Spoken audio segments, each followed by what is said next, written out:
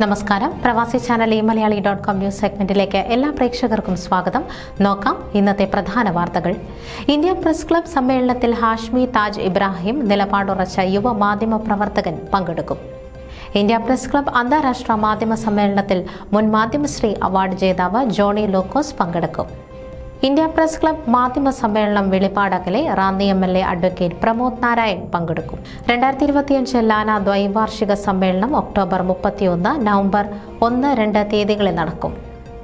North ഡാളസിൽ വിശുദ്ധ മറിയം ത്രേസ്യയുടെ പ്രഥമ തിരുനാളിന് കൊടിയേറി. തിരുനാൾ 12-ന്. വാർത്തകൾ വിശദമായി.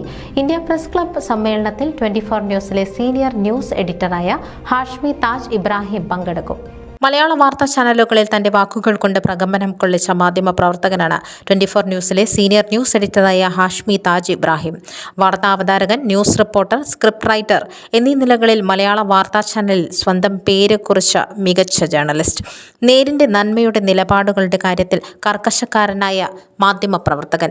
സത്യമെന്ന് ഉത്തമ വിശ്വാസമുള്ള കാര്യം ഏത് ഉന്നതന്റെ മുന്നിലും അചഞ്ചലമായി വിട്ടുവീഴ്ച കൂടാതെ അവതരിപ്പിക്കാൻ ധൈര്യത്തോടെ മുന്നോട്ട് വരുന്ന മികച്ച ജേർണലിസ്റ്റ്. നിലപാടിന്റെ പേരിൽ സൈബർ ഇടത്തിൽ നിന്നുൾപ്പെടെ തുടർച്ചയായി ആക്രമണം ഏറ്റുവാങ്ങുമ്പോഴും മാധ്യമധർമ്മത്തിൽ നിന്നും ഒരിഞ്ചു പോലും വ്യതിചലിക്കാതെ കരുത്തോടെ ന്യൂസ് റൂമിൽ നിന്ന് തന്റെ വാക്കുകളിലൂടെ സാധാരണക്കാരായ ജനങ്ങളുടെ ജീവിത പ്രശ്നങ്ങൾ അധികാരികൾക്ക് മുൻപിൽ തുറന്നുകാട്ടാൻ ഏറ്റവും മുന്നിൽ നിൽക്കുന്ന യുവ മാധ്യമ പ്രവർത്തകൻ. 24 ന്യൂസിലെ പ്രൈം ടൈം ചർച്ച എൻകൗണ്ടർ നിയന്ത്രിക്കുന്നത് ഹാഷ്മിയാണ്. ഞായറാഴ്ചകളിലെ പ്രൈം ടൈം ഷോയായ ജനകീയ കോടതിയുടെ അവതാരകനും ഹാഷ്മിയാണ്. 2008-09 DNA-യിൽ സബ് എഡിറ്റർ ട്രെയിനിയായി മാധ്യമരംഗത്തേക്ക് കടന്നുവന്ന ഹാഷ്മി 2009-11 കാലഘട്ടത്തിൽ ജീവൻ TVയിൽ സബ് എഡിറ്ററായി. 2011-14 കാലഘട്ടത്തിൽ ഏഷ്യാനെറ്റിൽ സീനിയർ സബ് എഡിറ്റർ. ഈ കാലഘട്ടത്തിൽ കേരളത്തിലും ഡൽഹിയിലും ജോലി ചെയ്തു. ഏഷ്യാനെറ്റ് ന്യൂസ് അവർ അവതാരകനും അകലങ്ങളിലെ ഇന്ത്യ എന്ന പ്രോഗ്രാമിന്റെ സ്ക്രിപ്റ്റും അവതരണവും ഹാഷ്മിയായിരുന്നു നിർവഹിച്ചത്. 2014 മുതൽ 22 വരെ മാതൃഭൂമി ന്യൂസിൽ പ്രൈം ടൈമിലെ സൂപ്പർ പ്രൈം ടൈം ചർച്ച നയിച്ചു. 2020 മുതൽ 24 ന്യൂസിന്റെ ജനകീയ മുഖമായി തിളങ്ങുകയാണ് ഈ യുവ മാധ്യമ പ്രവർത്തകൻ. പന്തളം സ്വദേശിയായ ഹാഷ്മി പന്തളം NSS കോളേജിലെ ബിരുദ വിദ്യാഭ്യാസത്തിനു ശേഷം കേരള യൂണിവേഴ്സിറ്റിയിൽ നിന്നും ജേർണലിസത്തിൽ ബിരുദാനന്തര ബിരുദം നേടി.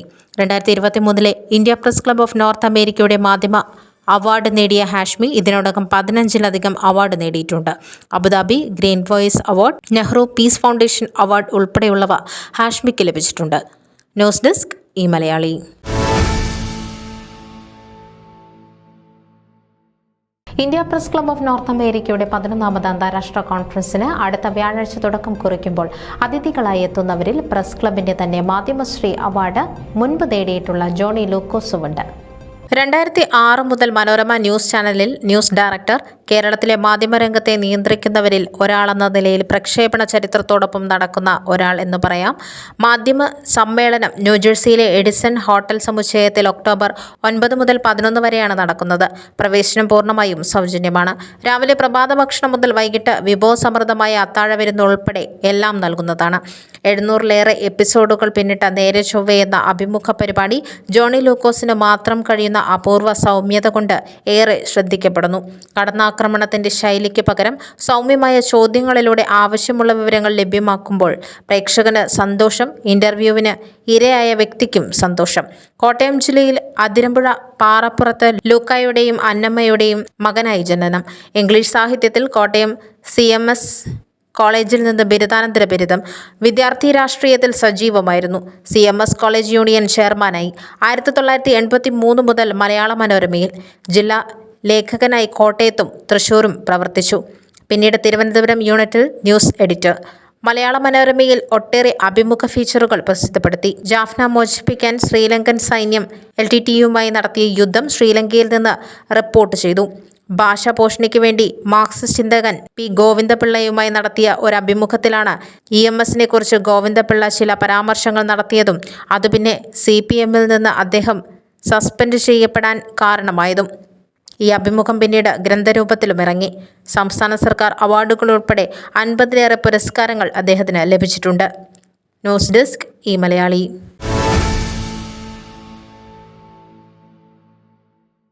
India press club of north അമേരിക്കയുടെ 11ാമത് അന്താരാഷ്ട്ര കോൺഫറൻസിൽ റാന്നി MLA പ്രമോദ് നാരായൺ കേരള രാഷ്ട്രീയ രംഗത്തിന്റെ പ്രതിനിധിയായി പങ്കെടുക്കും. പാലക്കാട് MP VK ശ്രീകണ്ഠൻ മറ്റൊരു പ്രതിനിധി. ഒക്ടോബർ 9, 10, 11 തീയതികളിൽ ന്യൂജേഴ്സി എഡിസൺ ഷെറാട്ടൺ ഹോട്ടൽ സമുച്ചയത്തിൽ വെച്ചാണ് മാധ്യമ സമ്മേളനം നടക്കുന്നത്. മികച്ച വാഗ്മിയും എഴുത്തുകാരനുമാണ് അഭിഭാഷകനായ പ്രമോദ് നാരായൺ. കേരളത്തിന്റെ രാഷ്ട്രീയ, സാമൂഹ്യ, സാംസ്കാരിക മാറ്റങ്ങളെപ്പറ്റി ആധികാരികമായി സംസാരിക്കുന്ന അദ്ദേഹം മാധ്യമങ്ങൾക്ക് ഈ കാര്യങ്ങളിലുള്ള പങ്കാളിത്തവും എടുത്തുകാട്ടും. 2021 തിരഞ്ഞെടുപ്പിൽ കോൺഗ്രസിലെ റിങ്കു ചെറിയാനെ 1285 വോട്ടുകൾക്ക് പരാജയപ്പെടുത്തിയാണ് അദ്ദേഹം നിയമസഭയിലെത്തിയത്. കേരള കോൺഗ്രസ് എമ്മിന്റെ സംസ്ഥാന സെക്രട്ടറിയായും പ്രവർത്തിക്കുന്നു. അദ്ദേഹത്തിന്റെ മുത്തച്ഛൻ PK ബാലകൃഷ്ണപിള്ള സ്വാതന്ത്ര്യ സമര സേനാനിയും കമ്മ്യൂണിസ്റ്റ് പാർട്ടി ഓഫ് ഇന്ത്യയുടെ ആദ്യകാല അംഗവുമായിരുന്നു. പ്രമോദ് നാരായൺ തന്റെ രാഷ്ട്രീയ ജീവിതം ആരംഭിച്ചത് സ്റ്റുഡന്റ് ഫെഡറേഷൻ ഓഫ് ഇന്ത്യയുടെ അംഗമായാണ്.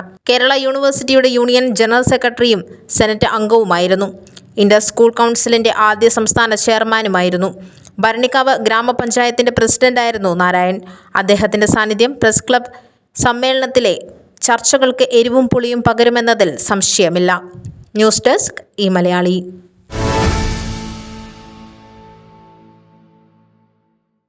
ഡാളസിലെ കേരള ലിറ്റററി സൊസൈറ്റി ആതിഥേയരായി ഡാളസിൽ 2025 ഒക്ടോബർ 31, നവംബർ 1, 2 തീയതികളിൽ സംഘടിപ്പിക്കുന്ന 2025 ലാന ദ്വൈവാർഷിക സമ്മേളനത്തിൽ മുഖ്യാതിഥിയായി ശ്രീ സുനിൽ P. ഇളയിടം പങ്കെടുക്കും.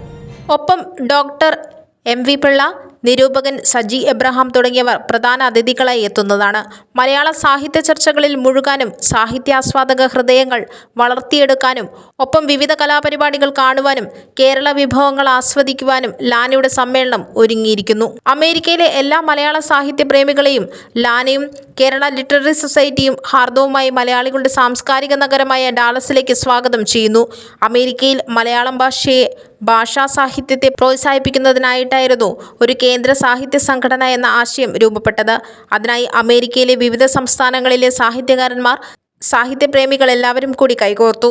കേന്ദ്ര സാഹിത്യ സംഘടനയായ ലാന രൂപീകരിച്ചത് കേരള ലിറ്റററി സൊസൈറ്റി ഡാളസ് ഭാരവാഹികളായ MST Namboothiri, Abraham Thekkemuri, Abraham Thomas, Joseph Nambimadam തുടങ്ങിയവർ മുൻകൈയെടുത്ത് പ്രവർത്തിച്ചാണ്. KLS പ്രവർത്തകരായ ഇവരൊക്കെ മുൻകാലങ്ങളിൽ ലാനയുടെ പ്രസിഡന്റുമാരായി സംഘടനയെ നയിച്ചിട്ടുമുണ്ട്. ഇപ്പോഴത്തെ പ്രസിഡന്റ് ശ്രീ ശങ്കർ മനയും സെക്രട്ടറി പനവേലിയും ട്രഷറർ ഷിബു പിള്ള, മാലിനി, ജോൺ കൊടിയൻ, ഹരിദാസ് തങ്കപ്പൻ എന്നിവരാണ്. News desk Malayali.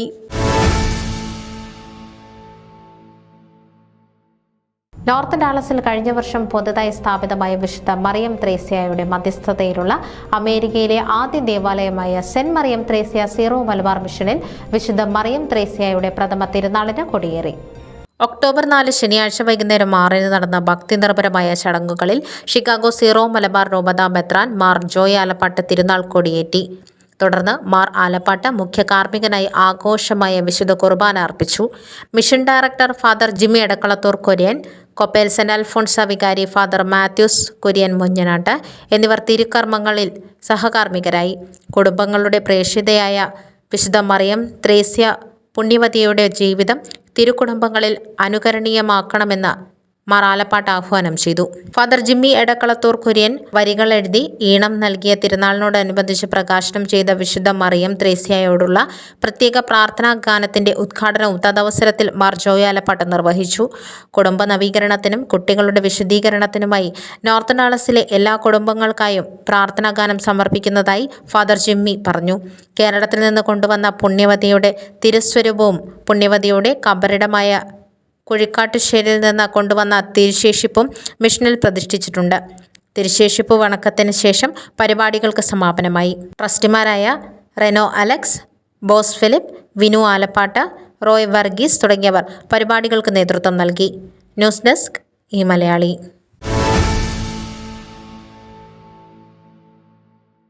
ഇതോടെ പ്രവാസി ചാനൽ മലയാളി.com ന്യൂസ് സെഗ്മെന്റ് ഇവിടെ പൂർണ്ണമാകുന്നു. നിങ്ങളുടെ വാർത്തകളും വിശേഷങ്ങളും ഞങ്ങളെ അറിയിക്കാൻ മറക്കണ്ട. news@pravasichannel.com അല്ലെങ്കിൽ editor@emaliali.com എന്ന ഇമെയിലിലേക്കോ വാർത്തകൾ അയയ്ക്കുക.